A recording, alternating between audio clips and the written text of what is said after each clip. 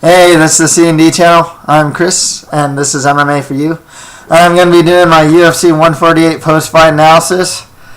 I gotta say, I'm pretty elated. Quite honestly, that Anderson Silva beat Sonnen by TKO in the second round. We'll talk a lot about that fight. As a card overall, I'm going to be honest, it wasn't that great of a card action-wise. There's 3 finishes. One of them was the Maia finish. One of them was, Mendes, McKenzie, and the other one was Anderson's. Every other fight went to decision. And I don't mind decisions, but it's just, some of the fights are all right. I think that's the problem. A lot of the fights are just like all right, but none of them were like good fights that, well, maybe Forrest versus Tito, maybe. But a lot of them were like decent fights that went to decision. There weren't a lot of like good fights that went to decision. Like Easton versus Menjivar. It's like, wow, how did that not be that great? For example.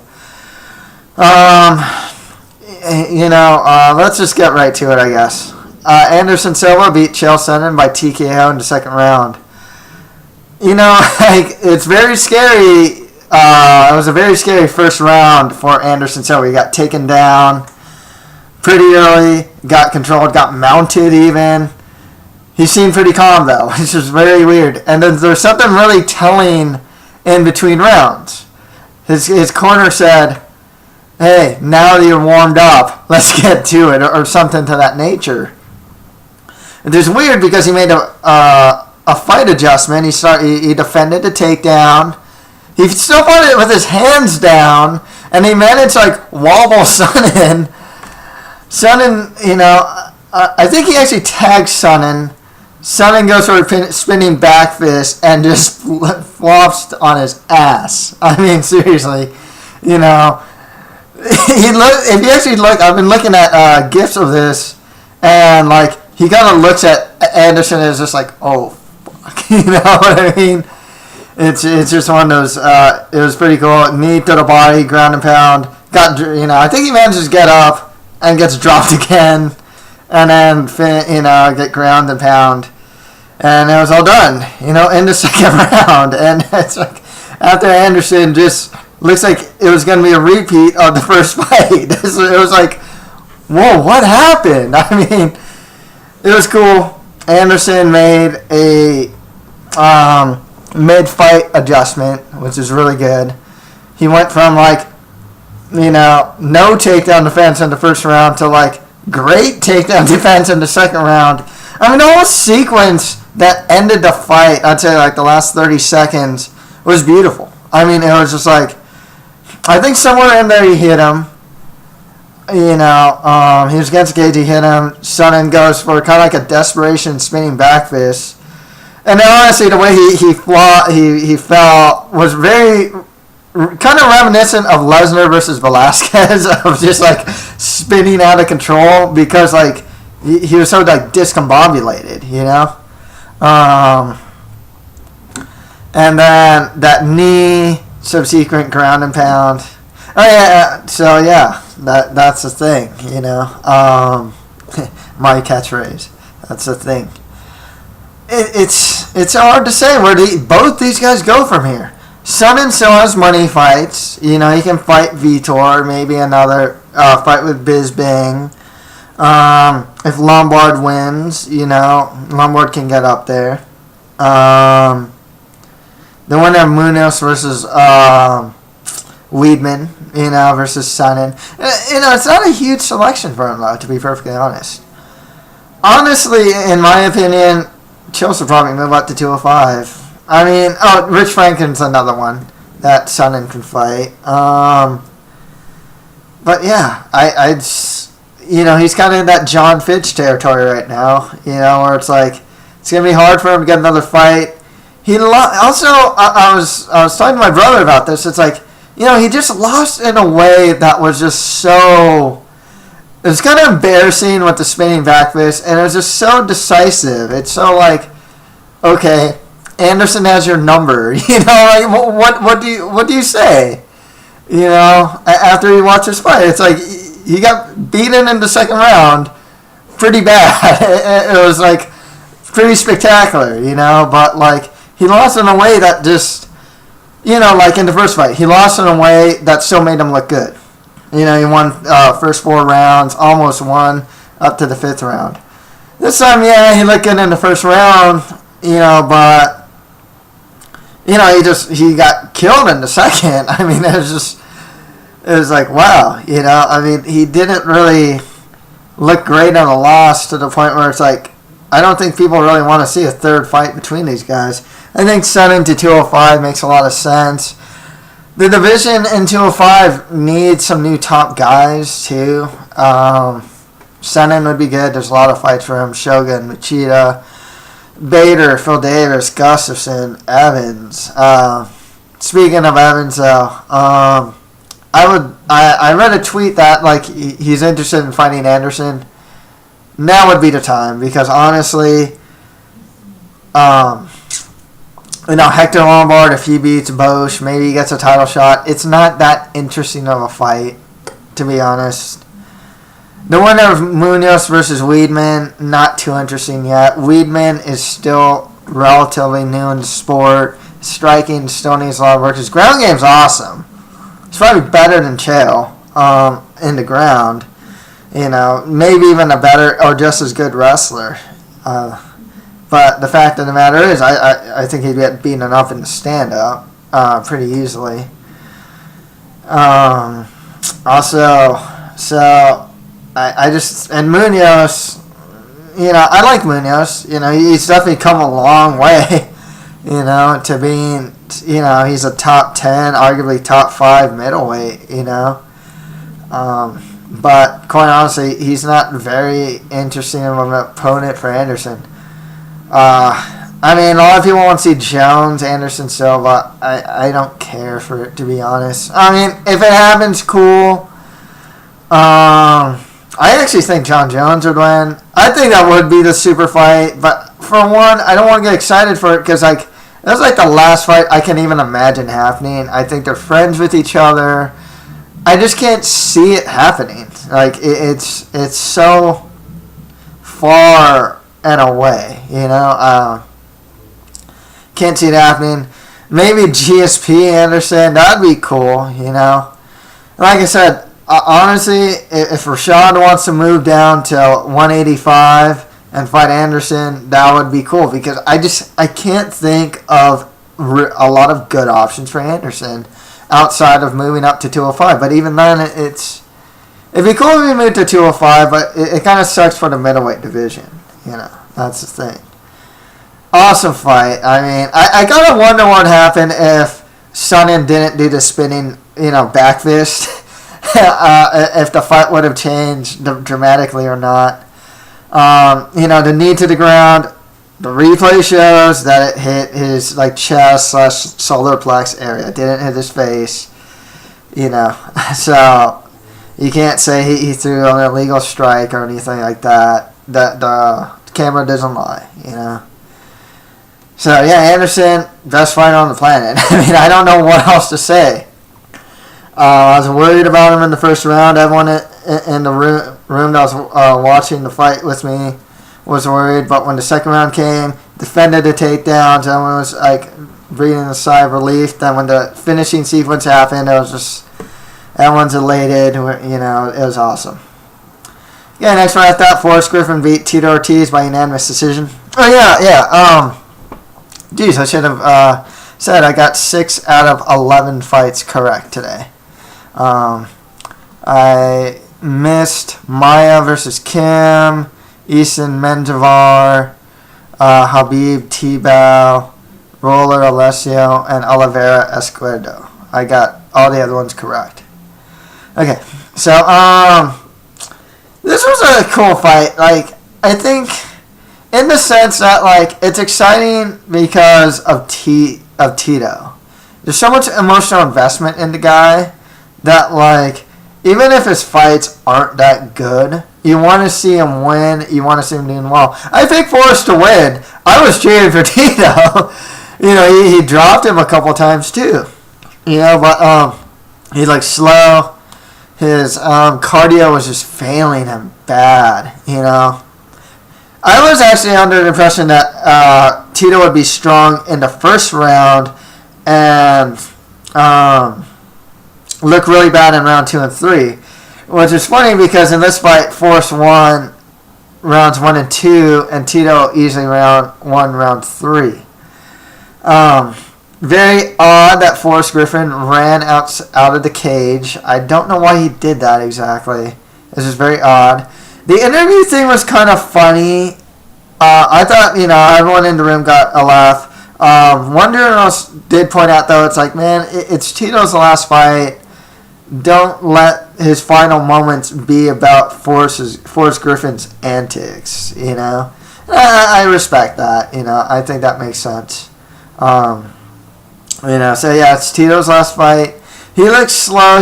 He looks shot. You know, there's some fights where he actually looks pretty good, especially in the first round. He looks like the Tito rolled in the first round, but in this one that wasn't there. You know, so he looked just out of it. It was a good time to retire. He really retired he fought on his shield too. You know, he never stopped fighting.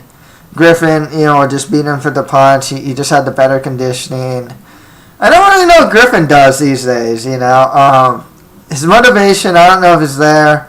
I think he'll just be that name guy that's going to test prospects. So, like, maybe they'll give him Gustafsson, Bader, Gustafsson,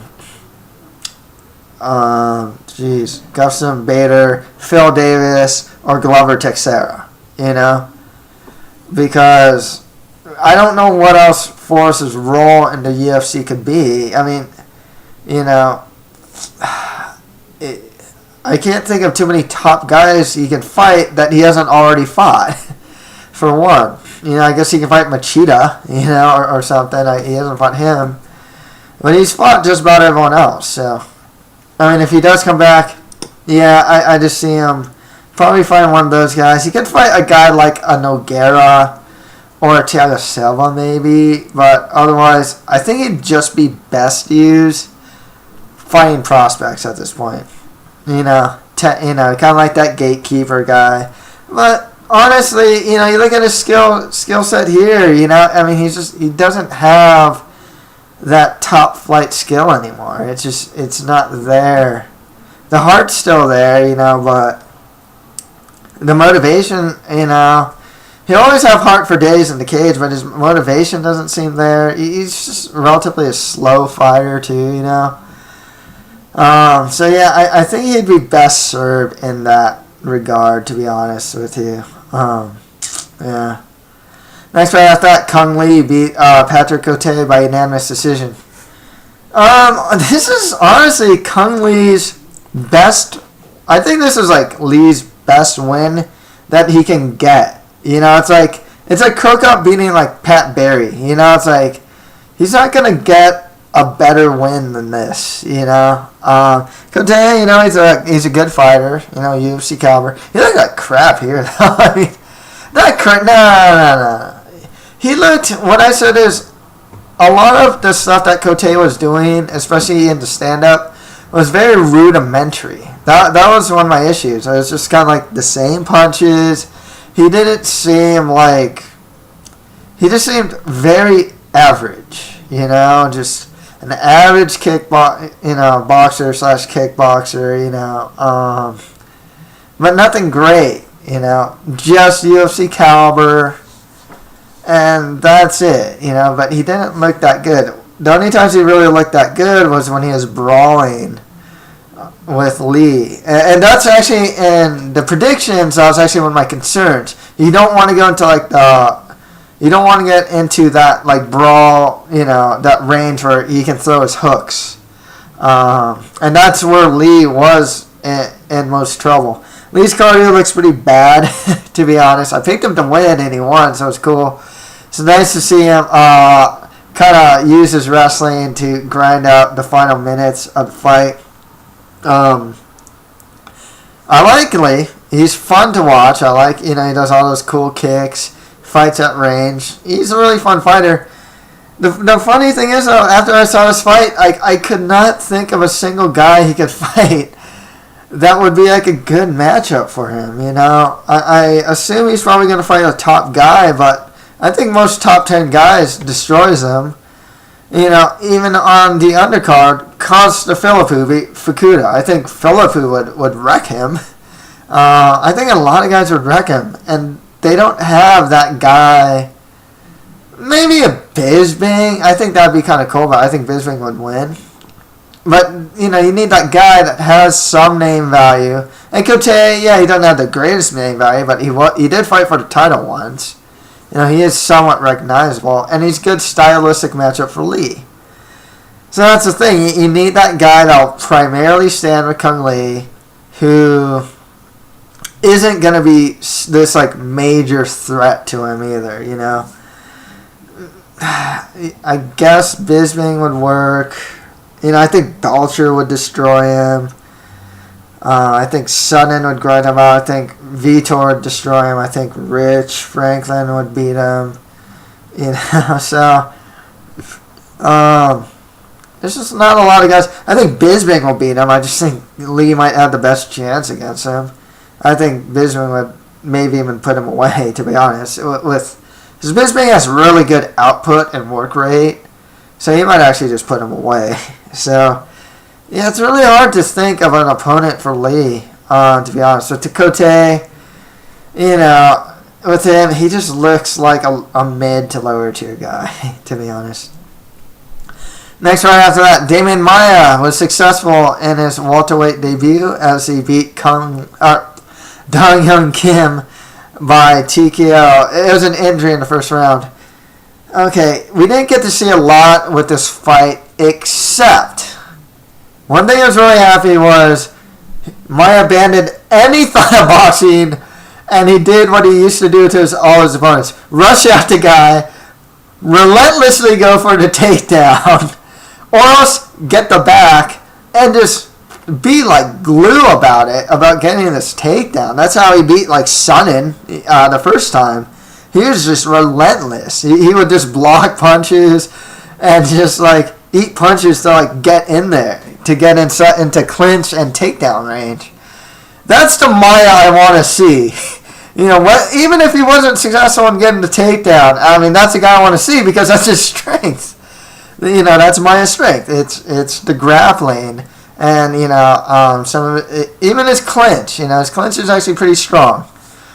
So, that's the thing. It's a bit fluky, because you don't know how the fight would turn out. But, he did take him down. He did end up I think he ended up in mount, too. So, I'm pretty happy with what I saw with Maia. Actually, this could be, this was a good win. Even though, yeah, it's kind of fluky in a way, But obviously, it's a good win for him. He was on a 2-fight losing streak too, maybe or 3. I forgot. He was on a pretty bad losing streak as well. So, he really needed this win. There's some guys he can fight in the division. If they want to give him one of the new guys like Ellenberger, Hendricks, McDonald, it wouldn't be too bad. I think Maia is he's a little too recognizable at this point to fight mid tiers. I think he should be fighting some pretty top guys, to be perfectly honest with you. He's not getting any younger anyways. He's in his mid-30s. He's going to make a run for the welterweight title. He has to do it now. He could be a potential handful for some the wrestlers. As it's you don't want to go to the ground with Maia. If the old Damian Maia came back. So that's a cool thing. Maybe give Damian Maia Mike Pierce, because Mike Pierce always calls out Brazilians. That'd be cool. He's one of the other up-and-comers in the division, or Rick Story, But I'd say give Maia someone pretty high up there. Don't give him someone too low. I don't think he needs to fight guys that's on the lower end of the division. I think he's fought for the title at middleweight. He was a top 10 middleweight for a long time.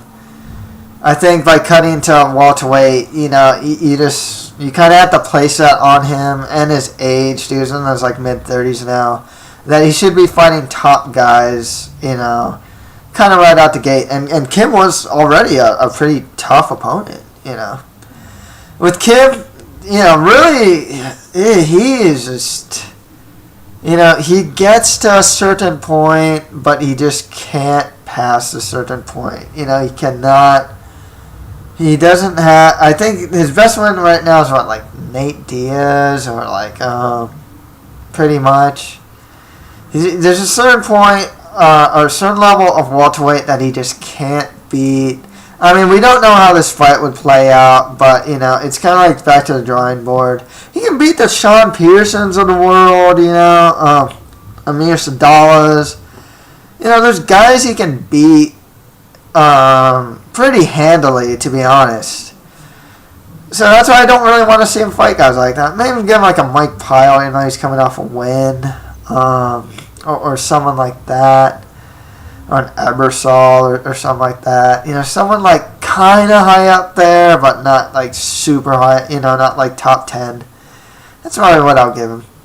Okay, next fight after that, Chad Mendes beat Cote McKenzie by TKO, 31 seconds in the first round. This fight shouldn't have happened. I mean, there were some illusions with people about like, oh, Chad Mendes' striking sucks. No, it doesn't suck. It's actually pretty decent. His wrestling style is perfect for Cote McKenzie's guillotine. It's like, people not seeing Chad Mendes fight, he actually has good stand-up, and he's fought Brazilian Jiu-Jitsu guys. Much higher level guys than Cote McKenzie. Mendes should just fight top guys. There's new guys that are coming up. Lamas, Poirier, Korean Zombie, Eric Koch. There's a lot of guys at the top of the there's a couple new faces, and I'd like to see Chad Mendes fight some of those guys. He's fought Eric Koch before, actually. Cub Swanson's coming up, and Mendes actually beat Cub Swanson before. Which actually goes to show how good Mendes is, like really is, because he was, beating some guys that are really doing pretty well.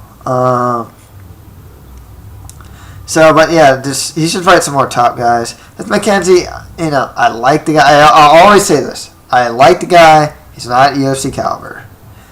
I want to fight some more lower tier guys. Give him Leonard Garcia or something like that, or Tiatron Zhang or something like that. You can see who has a better guillotine between Zhang or Zhang and McKenzie.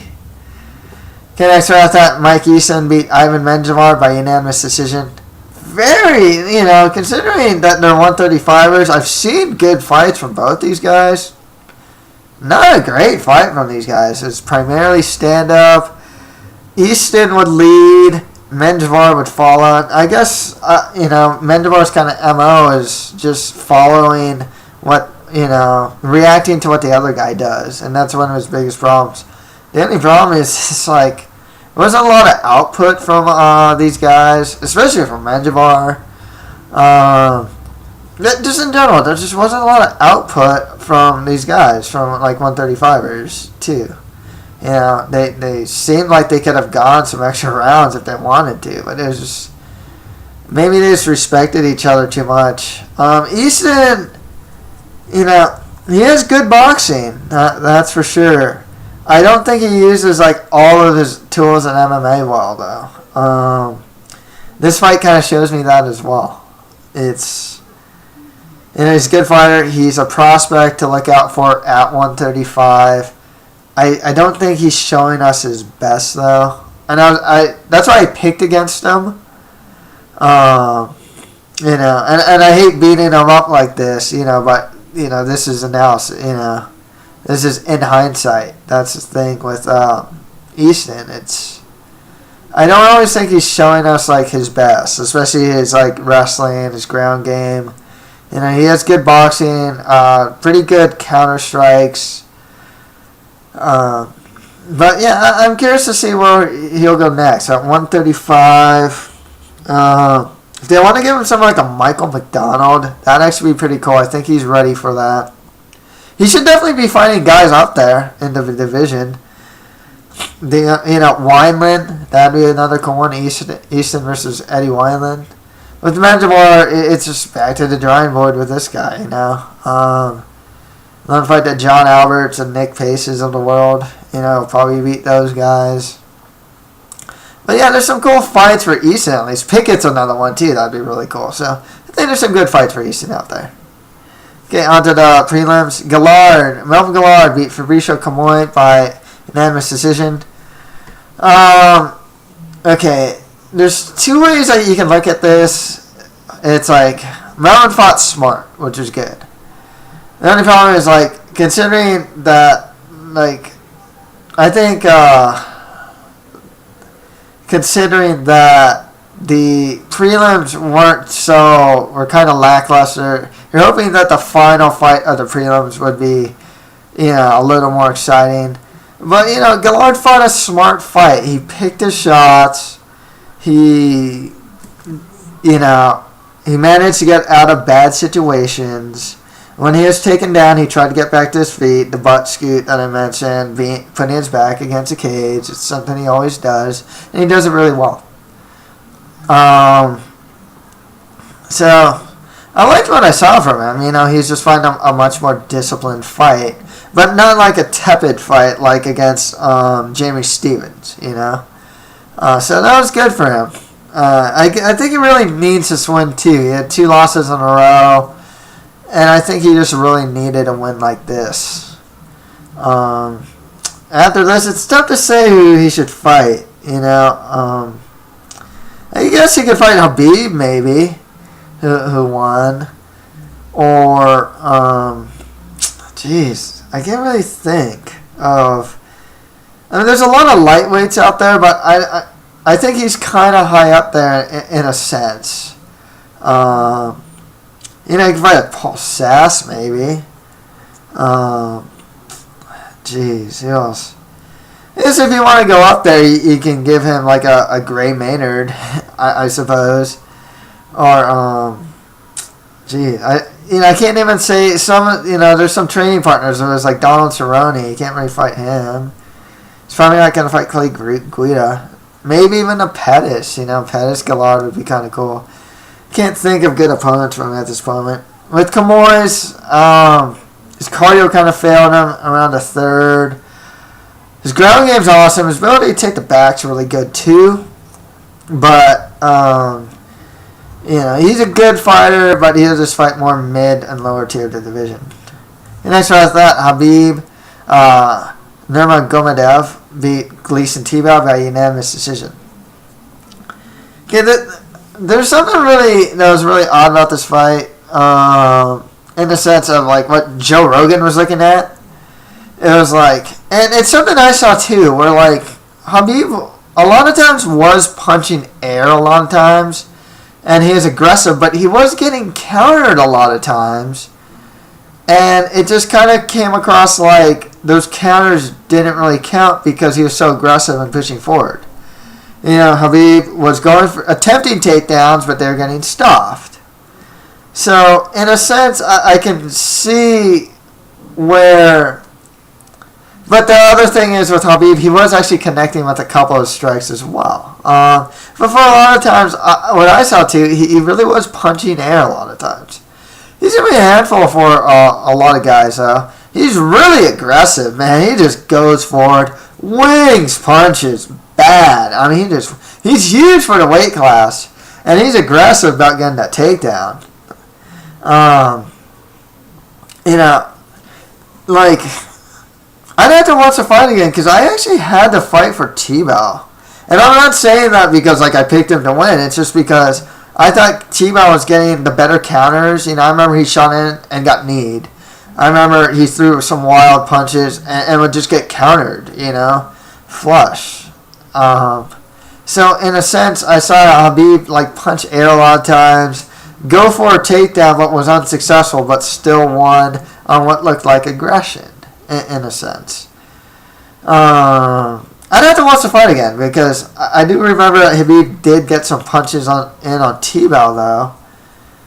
But like I said, you know, Khabib is still 23 years old, very raw. For sure, but he has a good win over Tebow here, for sure. Yeah, and with Tebow, he just cannot get past. He's like Dong Hyun Kim. He just cannot get past a certain point of competition. He'll win a couple, lose one. Win a couple, lose one.